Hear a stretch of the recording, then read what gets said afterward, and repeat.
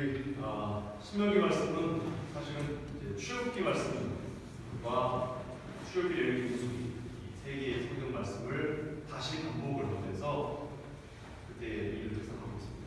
시간 순서대로 지나가고 있습니다. 지난주에는 출애굽하자마자 이스라엘이고 출애굽하고 거의 이제 1년 만에 가데스 바네아라고 하는 곳에 왔습니다. 이곳은 어디냐면 애국에서 출발해서 광야를 지나서 가나안 땅으로 들어갈 때 입구에 있는 곳입니다.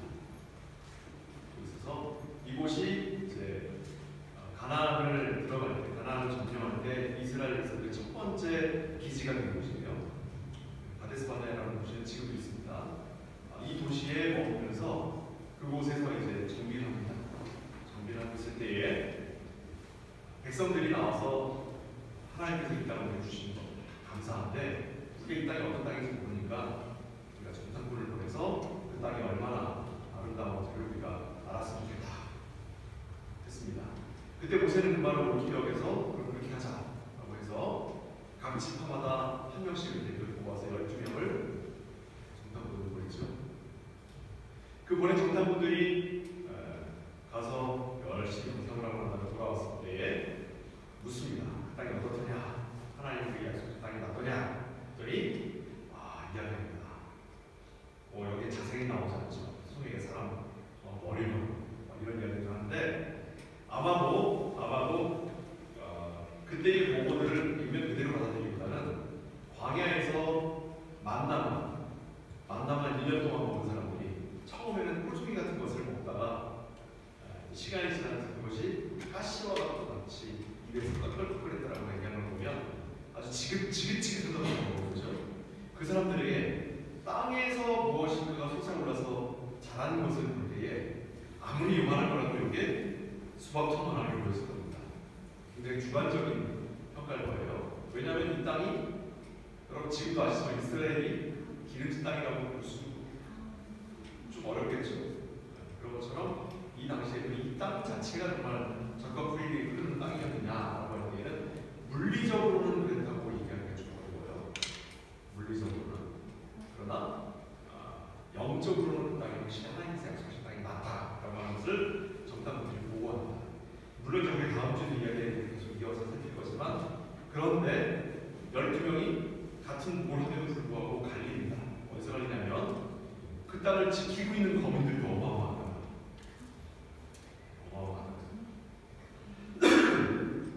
그 땅에 자라는 열매만 놀라운 게 아니라 그 땅을 지키는 거민들도 어마어마해서 우리는 그들 앞에보다 메뚜기와 같더라.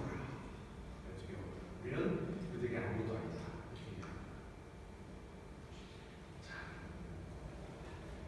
이것이 화가 되어서 이 악평이 금방 이스라엘 백성들에게 번지게 되고 그것으로 이스라엘 백성들이 아니 도대체 우리가 애굽에서 죽을 땅이 없어가지고 여기까지 끌고 가서 우리를 죽이느냐 하고 원망을 하다가 하나님께서 너희가 정탐한 날수를 횟수로 계산해서 너희가 광야에 유리하게 40일 동안 정탐을 했는데 그 40일을 횟수로 계산해서 그래서 광야 생활 40일 있어요. 그렇죠? 이것이 이 앞에 민수기까지는 이스라엘 백성들이 광야 생활을 하면서 겪은 어려움들의 이야기를 이런 얘기로 초점이 맞춰져 있지만 신명기는 그것을 우리 인생으로 빗대어서 설명하고 있습니다. 무슨 말이냐면 우리는 원래 살아야 할 본향이 가나안 땅인데 그 가나안 땅으로 들어가는 것을 거부한 백성들이 하나님으로부터 시간을 허락받는 거예요. 시간을 허락받아서 이 땅 가운데 살게 되는 거예요. 지금 우리의 삶을 광야 생활로 이용합니다. 그래서 결국 우리가 어디로 돌아가야 되냐? 가나안 땅으로 돌아가야 되는 거죠. 사실 성도의 죽음이라고 하는 것은 광야 생활이 끝나고 하나님이 약속하신 땅으로 들어가는 거기 성도의 죽음은 세상 사람들의 죽은 것처럼 그렇게 슬프고 고통스러운 것이 아니라 약속의 땅으로 들어가는 안식의 얘기예요. 그렇다고 해서 기독교인들이 장례하는 거기 가서 막 박수치고 놀고 안 되겠죠? 어쨌든 이별하는 거기 때문에 이별의 슬픔이 있습니다. 그러나 영적으로는 우리에 있어서는 안식으로 들어가는 것이 맞습니다. 그것을 신명기가 우리에게 보여주고 있어요. 그렇다면 그 가나안 백성들을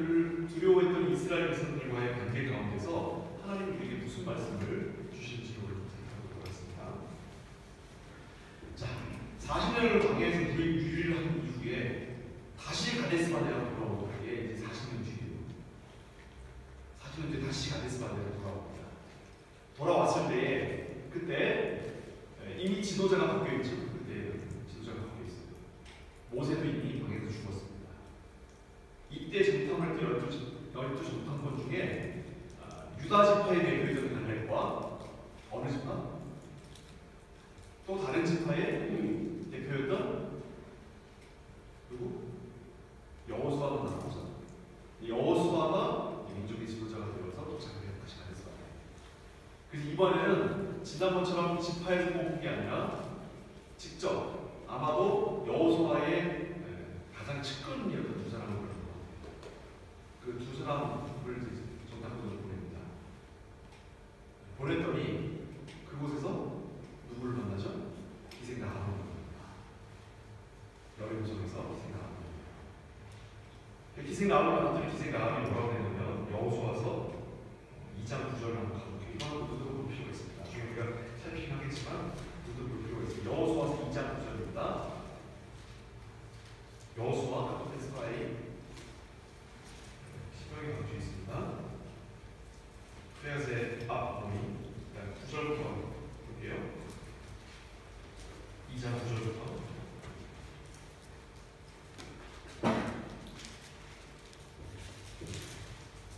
아테테스 사이드 드라이브 아이언스 반스.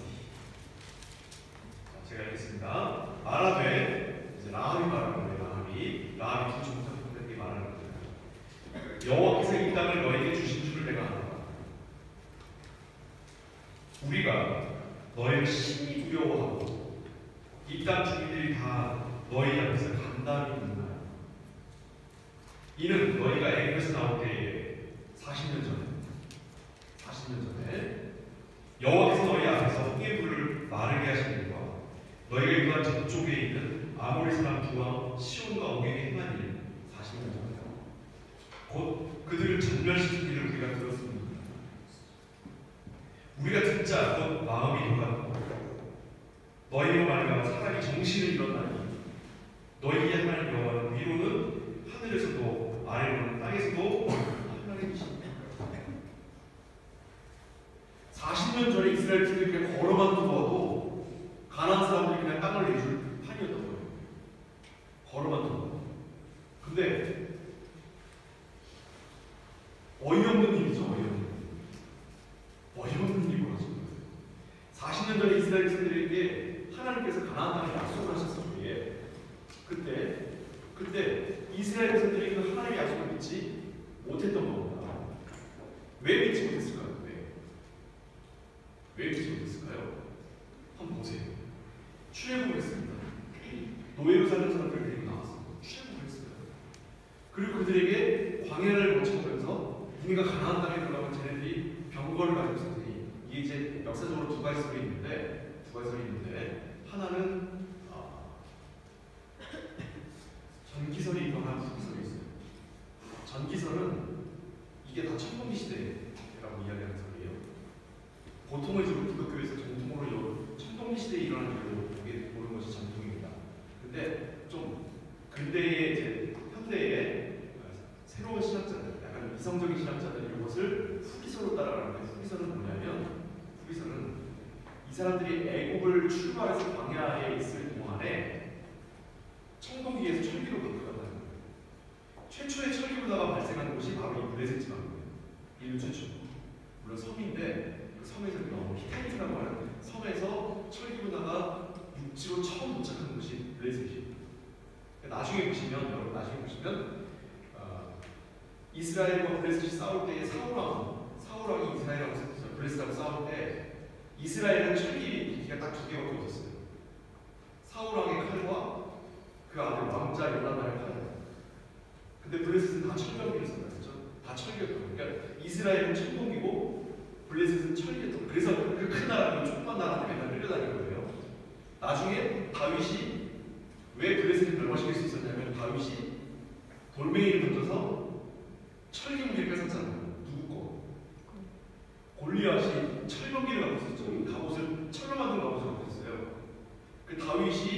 이스라엘에서 세 번째로 천기문 분을 이길 수 있는 사람이라 그가 그것을 가지고 전쟁을 해서 브레스를 이길 수 있었던 겁니다. 그러니까 이것도 전기설이 당연히 이것 때문에 이게 이 시대로부터 한참 뒤이기 때문에 지금 이 시대는 천국이다 이제 이렇게 얘기하는 게 전기설인데 후기설을 따라가자면 이것도 의미가 있는 게 뭐냐면 청동기, 인류 역사상 청동기가 철기를 이긴 첫 번째 선언을 다윗이 브레스를 이긴 것이냐 아니면 출국한 이스라엘 백성들이 가나안 땅을 빼앗을 것이냐 에서 이제 갈리는 겁니다. 그렇다면 이 사건은 정말로 우리가 그냥 할 수 있는 말이 아니라 정말로 성경에 나오는 사건은 역사를 거스르는 거예요. 그렇다면 어떻게 그럴 수 있었느냐? 전쟁은 누구다? 전쟁은 하나님 겁니다. 전쟁은 우리에게 속한 것이 아니요 하나님께 속한 것입니다. 소망과 믿음은 누구 거다? 우리에게 있는 게 아니라 아까 좀 전에 찬양했잖아요. 하나님께 있는 것이기 때문에 하나님이 싸우시는 거예요. 그래서 하나님이 광야에서 이스라엘 백성들을 데리고 나오는 동안에 뭘 안 시켰어요? 뭘 안 시켰어요? 시킨 거는 기억하지만 안 시킨 걸 기억하려면 힘들죠. 전쟁하려면 뭘 해야 돼요? 1분대 진지하고 2분대 멈추고 3분대 뒤로 나가 이렇게 군사훈련을 해야 돼요.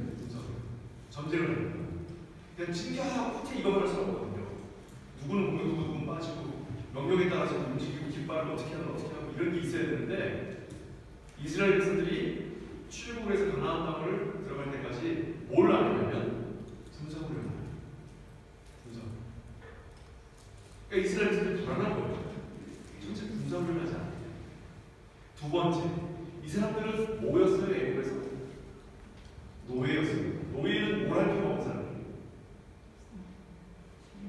자기가 판단하고, 그렇죠. 자기가 판단하고 결정할 필요가 없이 시키는 대로만 하면 되는 사람. 그런데 지금 내 땅을 갖는다는 건 무슨 말이에요?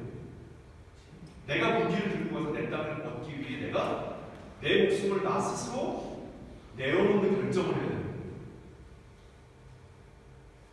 상대방이 나를 내리실 때에 노예는 그냥 맞는 거예요. 왜냐하면 나는 그걸 판단할 적이 없거든요. 아주 작은 거지만 굉장히 큰 차이입니다. 자유인은 그걸 막을 수 있어요. 그리고 때릴 수 있습니다. 그런 노예는 찔러면 찌르고 빼면 빼는 거예요. 그냥 앞에 적이 있든 없든. 그 작은 차이가 어마어마한 영향을 하는데 그들이 자신들이 판단하고 자신들이 결정해야 하는 훈련을 받지 못한 사람들. 이 차이가 이스라엘 백성들이 가나안 땅을 들어갈 때에 만들어낸 두려움의 원인입니다. 그렇기 때문에 이제 자기들이 가서 누구와 싸워야 하는지를 알아야 됩니다. 이거는 상식이죠. 우리도 있죠. 지피지기면 백전백승이다. 나를 알고 남을 알면 적을 알면 내가 100번 싸워도 100번 이긴다. 이런 말이 있어요. 아무래도 당연한 거예요. 적을 알아야 내가 싸워야 이기지. 이스라엘 백성들의 이런 건 당연한 거였습니다. 근데 모세는 이스라엘 백성들이 그 두려움 때문에 묻는다는 하는 것을 몰랐던 것 같아요. 왜냐하면 그들이 그런 요구를 했을 때 이 모세는 그것을 옳게 여겼다라고 합니다. 옳게 여겼다. 모세는 왜 옳게 여겼냐면 도대체 하나님이 우리에게 주시기로 하신 그 약속의 내용이 무엇인지 너무 궁금한 거예요. 그걸 미리 알고 싶은 마음에 들뜬 거죠. 그러니까 이건 동상이용입니다. 하나를 두고 다른 생각을 합니다. 이스라엘 사람들 두려움 때문에 정탐을 잡았고 모세는 벅찬 마음에 드디어 여기까지 왔으니 하나님 우리에게 주실 것을 한번 전치를 하고 보자 라는 마음에 보냈는데 이 백성들이 이 정탐꾼들이 돌아와서 보고를 할 때에 처음에는 모세의 마음이 촉촉하게 하나님께서 준비하신 것이 정말 맞더라 했단 말이죠. 그런데 그걸 무엇이 상기버렸어요? 그 땅을 지키는 거민들이 어마어마한 그들 앞에 우리 메뚜기가 왔다. 근데 그들 앞에서는 우리는 메뚜기가 왔다. 그들 거인이 메뚜기인데 그 거인들은 이미 간단히 녹아서 혼절할 정도였어요. 기절할 정도였어요. 이스라엘은 이름만 들어도 기절할 정도였는데 그걸 알지 못했던 거죠. 왜? 무엇 때문이었을까요? 하나님을 믿지 못한 거예요.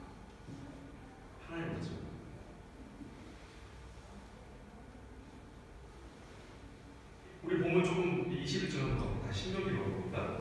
신명기 1장 21절이에요. Hüpfte Moses, Kapitel 1, Verse 21. 너희 하나님 여호와께서 이 땅을 너희 앞에 두셨은즉 너희 조상의 하나님 여호와께서 너희에게 이르신 대로 올라가서 차지하라. 차지하라. 빼앗으라도 아니에요. 차지하라. 그냥 빈 땅인 거나 다름없이 이야기했어요. 그리고 두려워하지 말라, 주저하지 말라. 하나님이 이렇게 말씀하십니다. 그 하나님의 말씀을 믿습니다. 성도에 있어 최고의 복은 하나님이 그들의 주인이시며 또한 반대로 그들이 하나님을 소유하였다라고 합니다. 성도의 가장 큰 복입니다. 우리가 가진 복은 우리가 구원받는다, 우리가 십자가의 복을 받았다라고 하는 이런 모든 말들은 무엇으로 표현할 수 있냐면 하나님이 우리를 소유하시고 우리가 하나님을 소유하였다는 말로 표현됩니다.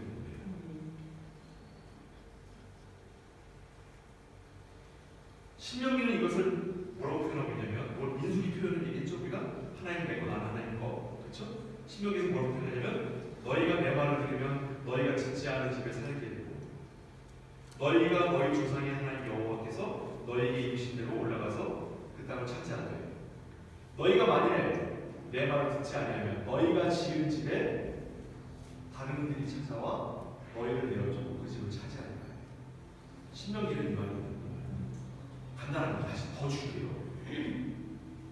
하나님의 말씀을 들으면 하나님의 말씀을 듣으면 너희가 짓지 않은 집에서 너희가 살 것이고 너희가 하나님의 말씀을 듣지 아니하면 너희가 지은 집을 남들이 와서 빼앗아 차지하는 거예요. 이 이야기 신명기만의 말씀입니까? 구약성경 전체에 있습니다. 이스라엘 백성들이 포로로 끌려가는 기간이 있었죠? 포로로 끌려가는 기간이 있었어요. 나중에 바벨론 포로 기간이 있었어요. 바벨론 포로 기간이라는 게 무슨 뜻입니까? 이스라엘 땅을 바벨론한테 뺏겼다는 말이에요. 근데 너무너무 희한한 건 일본도 우리를 점령했을 때 우리에게서 땅을 빼앗지 않았죠. 그렇죠? 물론 부동산 빼앗은 경우를 얘기하는 게 아니라 우리가 딴 데로 옮긴 건 아니잖아요. 우리 다 만주가 생각하는 여기 예루살렘 와서 아니잖아요. 바빌론은 그렇게 했어요. 이스라엘 사람들을 통째로 딴 지역으로 옮겨가서 살게 하고 이 지역에 다른 민족들과 땅을 통째로 빼앗아 버렸어요. 너희가 지은 집을 남들에게 빼앗긴 거예요. 마치 모처럼 너희가 가나안 땅에 들어가서 하는 거죠. 이게 하나님의 말씀입니다. 그러면 그것을 보이신 이유가 뭐예요? 앞으로는 그렇게 하지 말아요. 왜냐? 그렇게 옮기셨을 때 하나님 꼭 죄송합니다.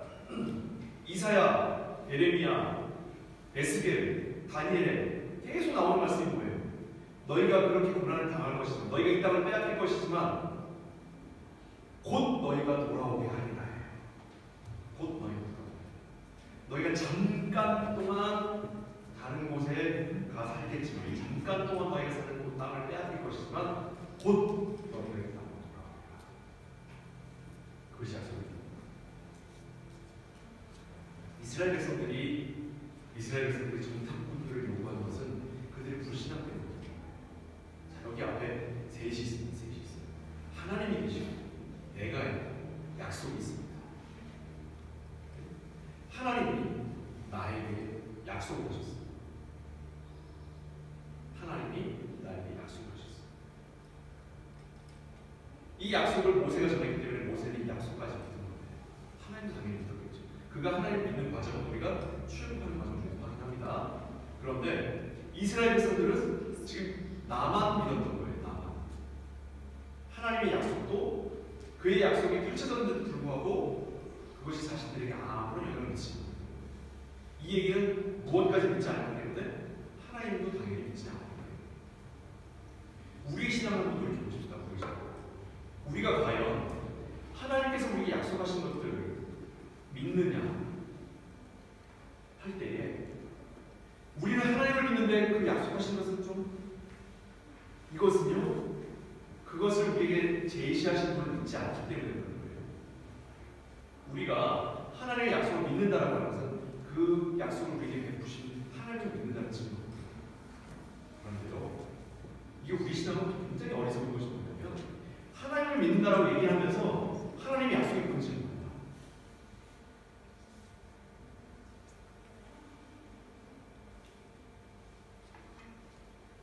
하나님 역시 궁금하지가 않아. 핑계가 있어요. 이거 정말 궁금해. 약속이 궁금하지 않은 거죠. 약속이 궁금하지 않아.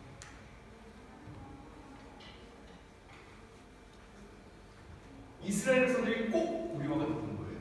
우리가 이 출애굽기, 레위기, 민수기, 신명기 그리고 여호수아, 사사기를 읽으면서 어떻습니까? 하나님이 이렇게 잘해주시는 거고 어쩜 이렇게 하나님 말씀을 이렇게 어기며 살았을까? 아이고 어리석은 사람들. 하지만 내가 그와 같은 것이라고 생각을 못하는 거예요. 근데 성경은 계속 그 얘기를 하는 거예요. 과연 너가 이스라엘 백성보다 나은가?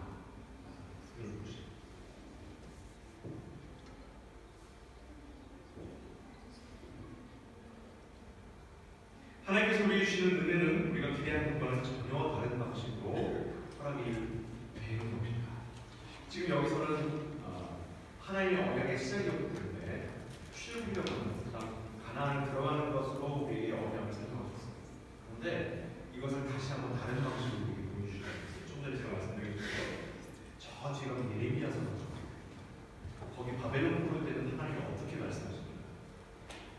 이 언약이라고 하는 것이 과연 무엇이냐는 자세하게 보기 위해서 예레미야서를 보겠습니다. 예레미야 29장 4절부터 11절을 볼게요. 예레미야 Kapitel 29 Verse 4 bis 11예요.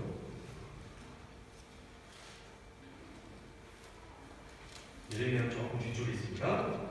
제 성경, 구약 성경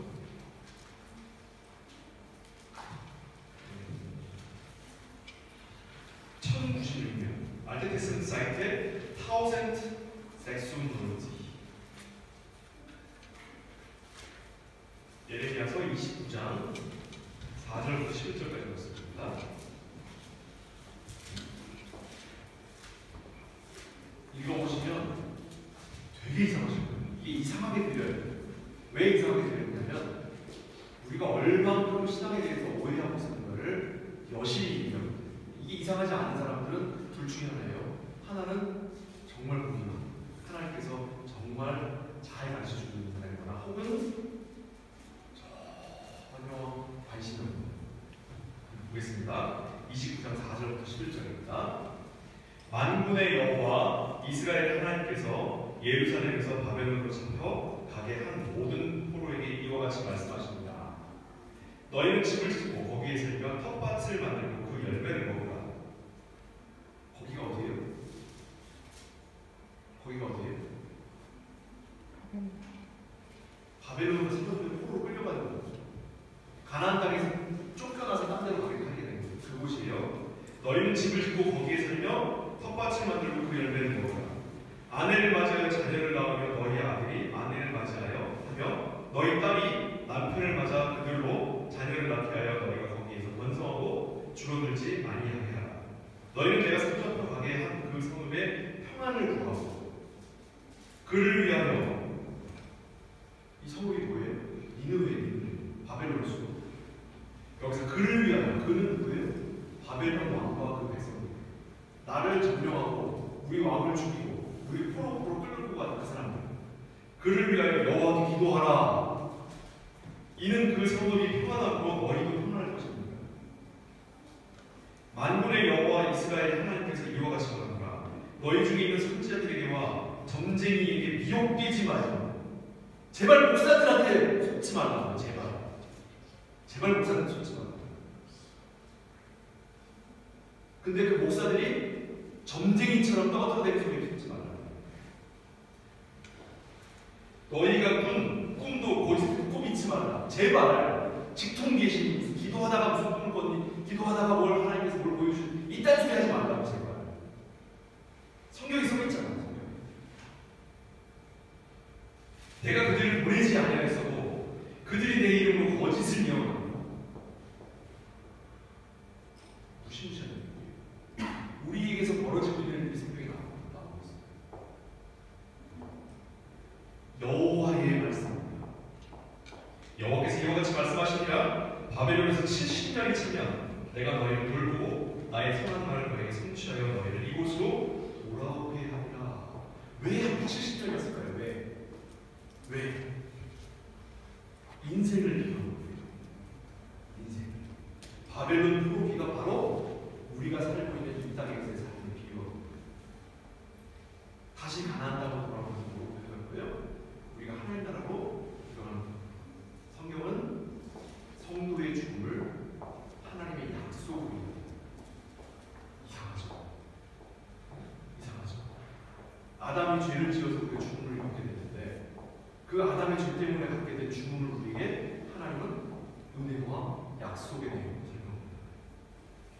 여호와의 말씀이라 너희를 향한 나의 생각을 내가 아나니 평안이요 재앙이 아니니라.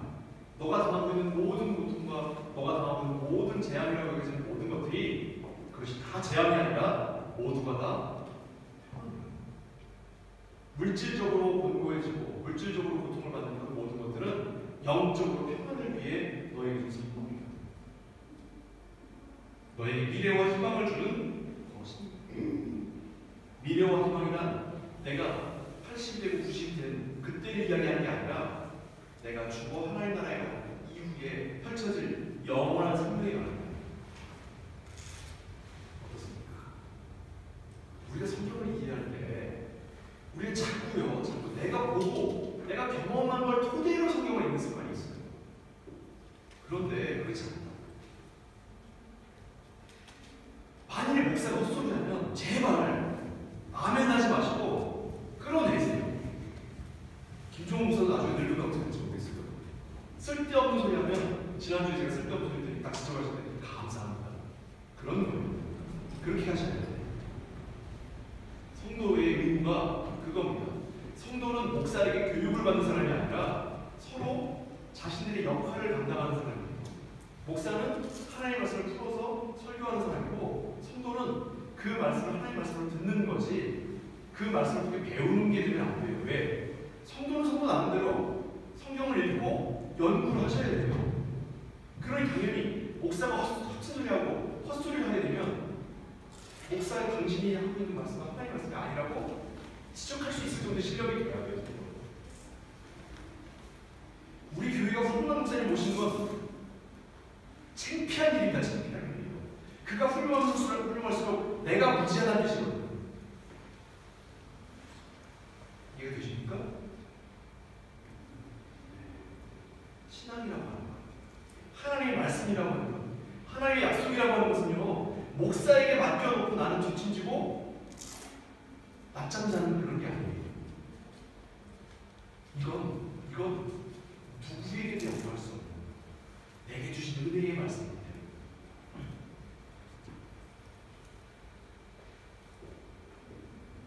어때? 목사가 일단 소리를 해야 이런 부분이 나오면 이걸 못 본 척하고 이런 얘기 안 해야 여러분들이 다 존경할 텐데 그럼 나는 뭐가 되는 거예요? 전쟁이가 되는 거예요. 곧 못박도 목사는 그 이후에 훨씬 큰 사람입니다. 맞아요. 그 성경이 선생이 되지 말라는 말이 뭐냐면 그 이후에 훨씬 더 커지게 됩니다. 내가 읽은 본문 말씀을 가지고 나만 적용할 수 있다는 그만큼 복된 것이 어디 있습니까? 그렇죠?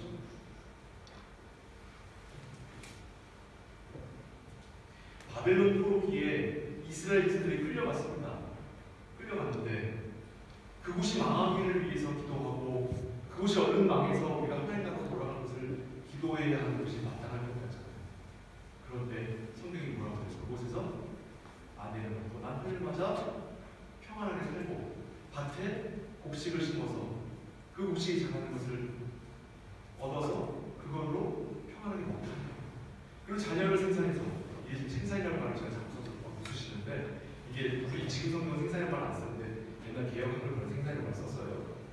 자녀를 낳아주는 것을 생산이라고 합니다. 자녀를 낳아서 그 자녀가 또한 정성에 아내를 낳고 남편을 맞아 그들이 또한 자녀를 낳고 그곳에서 삶을 영위하라고. 그게 뭐라고요? 그게 하나님의 뜻이에요. 여러분, 하나님의 뜻은 서원해가지고 목사가 되고 서원해가지고 선교사가 되고 서원해가지고 사모가 되고 하는 게 아니에요. 하나님의 뜻은 아버지가 되고 어머니가 되어 자녀를 하나님의 말씀으로 아니고 또 말씀의 가정을 이룰 수 있도록 훈련하면서 내가 늙어가는 것에 따라 내 자손들이 또한 하나님의 말씀 가운데 늘어가는 것을 기뻐하는 것으로 하나님의 의를 누립니다. 이게 뭐라고요? 이게 하나님의 뜻이다. 지금 좀 전에 이건 예레미야서 29장 4절부터 11절까지 여호와의 말이니라, 여호와의 말씀이라는 말이 몇 번 나오는 것이에요. 몇 번 나오죠? 4절에 한 번 나오죠? 8절에 한 번 나오죠? 9절에도 나오죠? 10절에도 나오죠? 11절에도 나오죠? 성경에서 여호와의 말이니라, 여호와의 말씀이라는 말이 나온다는 건 무슨 뜻이 알았어요? 제가? 이건 법조문과 같은 거예요. 이건 변함이 없는 거예요. 이거는 하나님이 거기다 못 박아놓은 거예요. 요즘 뭐라고 하죠? 요즘 인터넷 바로 뭐라고 하는데 거기다가 못 박아버린 거예요. 이거는 고칠 수가 없는 거예요. 이거는 하나님이 그렇게 정해버리신 거예요. 이건 하나님도 못 고쳐요. 여호와의 말이라는 말씀 나옵니다. 성경을 읽으실 때 여호와의 말이라면 거기다가 빨간 줄을 쳐놓고 그 다음 나오는 내용을 적어놓고 외우셔야 돼요. 여기 지금 제가 드린 말씀들은 전부 다 여호와의 말이라는 말로 클라머해놨습니다. 전부 다. 쓸데없는 것에 마음 빼기지 마세요. 하나님의 말씀이 아닌 걸 가지고 하나님의 말씀입니다. 그게 신앙이냐 이야기하는 것에 마음 빼앗기지 마시고 제발 여러분 내 삶을 하나님께 드리는 방법을 고민하시고 그 가운데 하나님과 함께 동행하시는 것을 찾아내시라고 자녀를 낳는 일로 하나님과 함께 하시며 그 자녀를 신앙으로 키워내는 일에 하나님과 함께 하시고 그 자녀가 자라 기독교 가정으로 그 가정을 이루어가는 것에 여러분들 후원하는 것으로 최선을 다하는 것이고 하나님과 함께 하시라. 그게 뭐다? 여호와의 말씀이시라.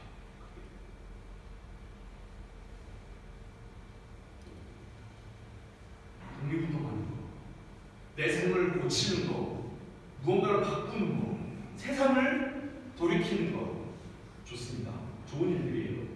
그러나 그것은 하나님의 뜻과는 무언 우리가 살아가는 삶에 대한 일입니다. 그보다 더 높은 가치는 내게 허락된 삶을 내가 어떻게 하나님의 뜻으로 채워갈 것인가 거기에 달합니다. 자, 다시 돌아볼게요. 이스라엘 백성들을 가나안 땅 앞에 세우실 때에 하나님은 그들에게 부활시키지 않았거든요. 군사훈련을 시키지 않았어요. 그럼 우리 삶에 있어서 무엇을 의미하는 거냐면 우리가 어떻게 해야 하나님의 은혜를 입고 어떻게 해야 하나님의 사랑을 받고 어떻게 해야 구원을 받으며 어떻게 해야 하나님 나라에 들어갈 것인가에 대하여 우리 뭐 고민해라 고민하지 말아라 고민하지 말라는 말이에요. 제발 거기에 대하여 하나님 우리에게 한 번도 요구하시는 바가 없어요. 그러면 하나님 우리에게 요구하신 바가 뭐예요? 너희가 가나안 땅에 들어갔을 때에 그곳에서 너희가 하나님의 말씀을 청종하고 하나님의 말씀을 따라 살면 너희가 짓지 아니한 집을 너희가 살게 될 것이고 너희가 심지도 않은 곡식을 너희가 거두어 그것을 먹고 생명을 유지할 것이며 너희가 만들지도 않은 그 모든 것들이 너희의 것이 될 것이다. 무슨 말이에요?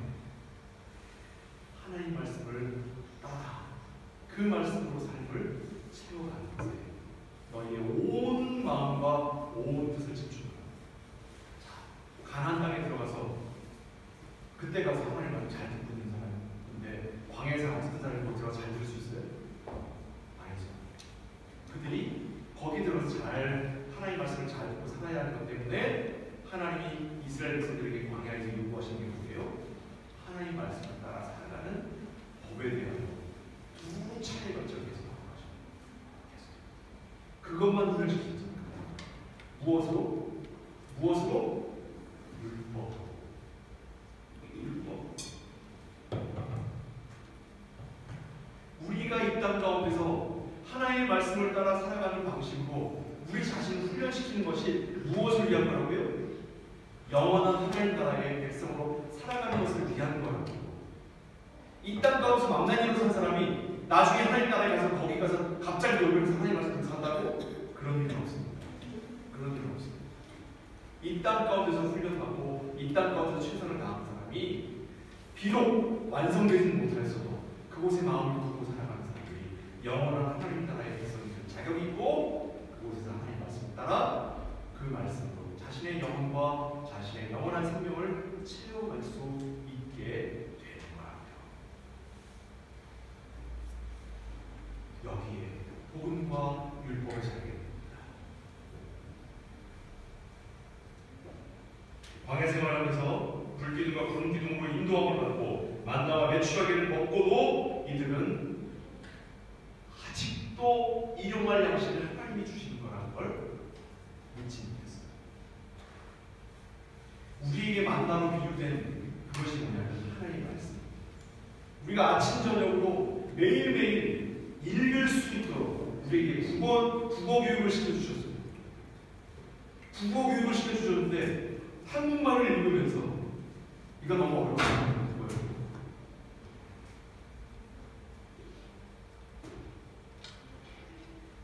그것이 무엇을 의미하는지를 다시 한번 읽어보시기 바랍니다. 바라는데 목사와 성경 말씀을 가지고 논쟁하는 교회가 되시기 바랍니다. 목사와 성경의 말씀을 가지고 깊이 대화하며 궁금한 것들을 묻고 목사의 실수인 것으로 보이는 것들에 대해 지적하고 그것에 대해 함께 교정해 나가는 교회가 되시기 바랍니다. 혹 잘못된 길로 갈 수 있어요. 그러나 두려워하지 마세요. 하나님 우리 내버려 주지 않는 겁니다. 혹 실수로 우리 성경 잘못 읽을 수 있습니다. 그러나 그것으로 우리를 하나님이 외면하지 않으십니다. 분명히 불을 붙들고 다시 하나님의 교회를 이끌고 오실 거예요. 중요한 건 내가 무엇을 했느냐 무엇을 하지 않았느냐가 아니라 내가 어디에 마음을 두느냐. 이것이 바로 우리가 하나님의 말씀 앞에 선다고서 가져야 할 가장 중요한 기초적인 마음가짐입니다. 이스라엘의 실패가 우리에게 주는 뼈저린 교훈이라는 겁니다. 이제 우리가 이스라엘의 실패를 반복하는 자 되지 마시고 이 교훈을 따라 우리가 하나님의 말씀 앞에 자신을 내어놓고 하나님 소유하시기 바랍니다. 우리가 당신을 갖도록 우리에게 당신 자신을 내어주셨습니다. 그냥 십자가의 피에 엉엉 울고만 있지 마시고 적극적으로 그것을 내 것으로 삼으시고 말씀이 이 땅에 부신 오신 그 예수 그리스도의 일거수일투족을 나의 마음에 새겨버리시고 저의 것을 축복을 드립니다. 기도하겠습니다. 사랑하는 아버지 하나님, 하나님께서 우리에게 주신 이 말씀과 이 놀라우신 약속들을 우리가 붙들고 참으로 하나님의 사랑으로 살아가게 하옵소서. 그것이 바로 하나님의 영원한 생명을 약속하신 영원한 하나님의 나라임을 고백하게 하여 주옵소서. 예수 그리스도 이름으로